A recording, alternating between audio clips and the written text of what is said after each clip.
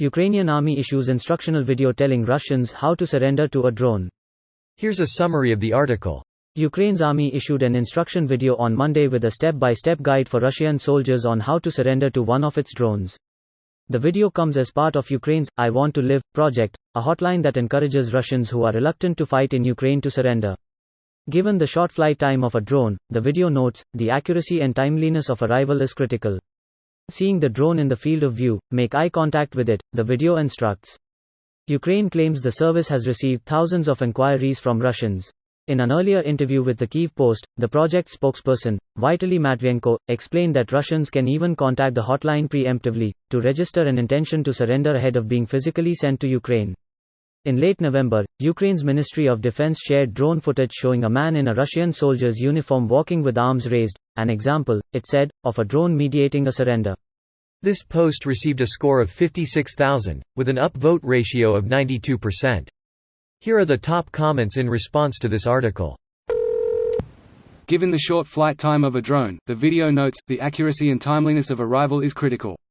Once in place, soldiers are told to wait for the drone to appear, or for further instructions. A still from an instructional video issued by the Armed Forces of Ukraine on December 12, 2022 showing Russian soldiers how to surrender to a drone. A still from an instructional video issued by the Armed Forces of Ukraine on December 12, 2022, showing Russian soldiers how to surrender to a drone. In late November, Ukraine's Ministry of Defense shared drone footage showing a man in a Russian soldier's uniform walking with arms raised. An example, it said, of a drone mediating a surrender.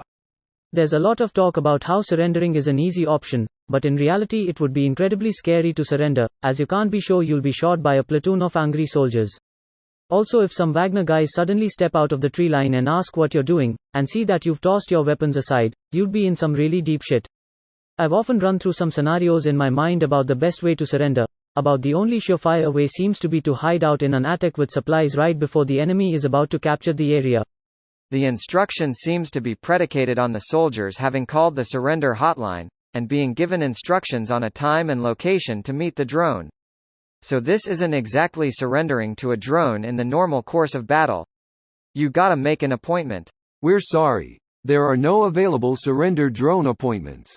Please check back at a later date and please do your best to remain alive. For immediate surrender, press 1. To schedule a surrender, press 2. Your surrender is important to us. Please stay on the line. Your wait time is approximately 13 minutes. Ukrainian techno music plays. Greater than 13 minutes that emphasized second half of a number. Solid. We've come a long way from dropping propaganda leaflets. Imagine a drone, flying too high to be intercepted, dropping millions of leaflets over Moscow. That would actually be a massive propaganda move if Ukraine could pull it off.